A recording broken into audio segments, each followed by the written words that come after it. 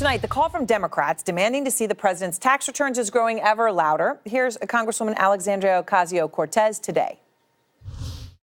You hear the president say, no collusion, no collusion, no collusion, right? We should be talking about taxes, taxes, taxes, and his bank account, his bank account, his bank account, his financial statements, because that's where I think actually some of the most troubling practices are with direct relevance to the American people under the scope of oversight. Out front now, Republican Congressman Kevin Brady of Texas, the ranking member of the House Ways and Means Committee, which, of course, is one of the only congressional committees that actually can subpoena the president's tax returns, which would be the first important step. Obviously, of course, Congressman, then you got to deal with Secretary Mnuchin and whether you'd even get him. But let's just start with where your committee is, right? Your chairman, Congressman Neal, he's preparing to ask the Treasury Department for these returns. That's the reporting that we have. Should they be subpoenaed if necessary? Would you support it? Yeah, the answer is no, and here's why. The law prohibits Congress from going after an individual's tax returns for political purposes. That's exactly what this is. In fact, the law protects Americans from Congress using their power to target individual Americans. And this is exactly the case here. Look, I think if Democrats weaponize the tax code to target the president, the future chairmen of the Ways and Means Committee, as I once held that post, will have the ability to target any American they choose for political purposes. In the meantime, there are already checks and balances. The president. So let me just interrupt for 1 second, because when you say political purposes, and I understand what you're saying, right? You don't want to just be able to go after anybody, but it's political is the word that I'm questioning here. What if there is crime, evidence of fraud in those tax returns? That would then not be political. That would be a crime. So shouldn't there be evidence of that? So right now, the president and the vice president's tax returns are audited automatically each year by the IRS, and my guess is with a great deal of scrutiny. They have a criminal investigations unit, just as they investigate and audit us. They do, I think, with special attention. And both the FBI and special counsel have access to if there are challenges or problems, concerns within those tax returns. So I think that is who is best equipped to tackle this, because in this case, I think Representative Ocasio-Cortez just made the case, we want this for political purposes, and I'm telling you, that's weaponizing the tax code. It sets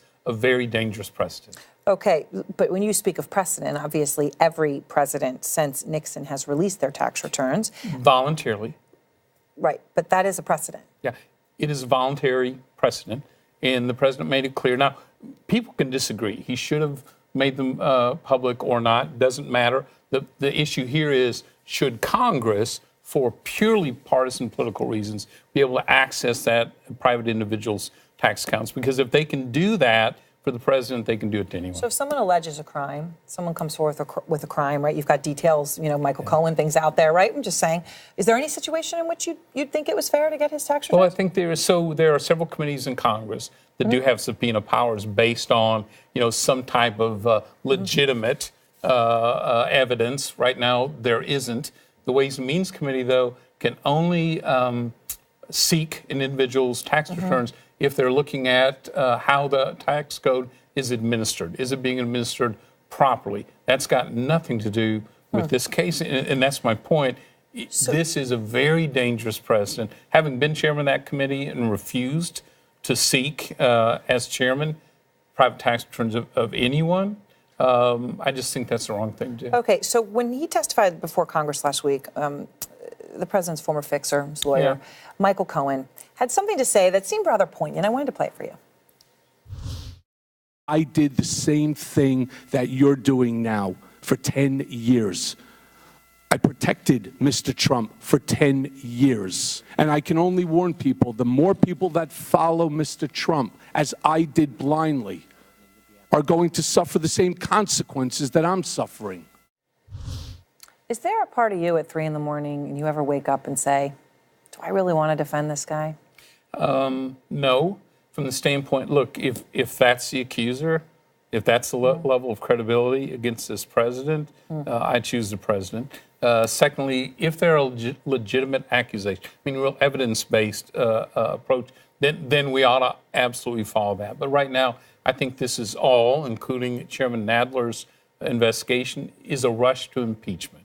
And I think it is what the abuse of power that people fear out of Congress. And meanwhile, so while Mr. Cohen was testifying, we were holding a hearing on China and the impact of that on trade and jobs and people's welfare. Yeah. So I feel like Congress ought to be focused on the business of the people. In Yeah. Judiciary Committee, by the way, what happened to immigration reform, to patent reforms on drug prices? What happened to a number of the priorities? Yeah.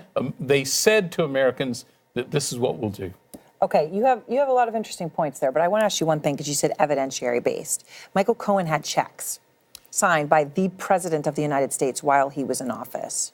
That's not Michael Cohen's credibility. You said, I'll take the president over Michael Cohen. That was evidence. So I'll look at I think we ought to look at any legitimate, credible evidence. I do think in this case, both Mr. Nadler and others they are in the deepest of fishing expeditions under incredible pressure to impeach the president and find a means to do it. This isn't a crime looking for a suspect.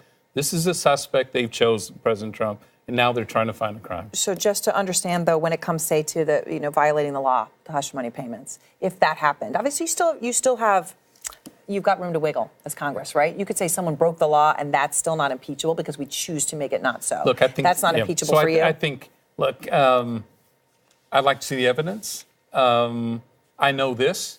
When Chairman Nadler in 1999 defended President Clinton, he made it clear that he didn't believe the president committed perjury or obstruction of justice, and, quote, if he did, neither of them are impeachable offenses. He's singing a much different tune today, my belief, because he's under incredible pressure to rush this to an impeachment while ignoring, I think, the big issues the American people really want us to focus on. All right. Well, I appreciate your time. Thank you very much, Thanks, Congressman. Aaron.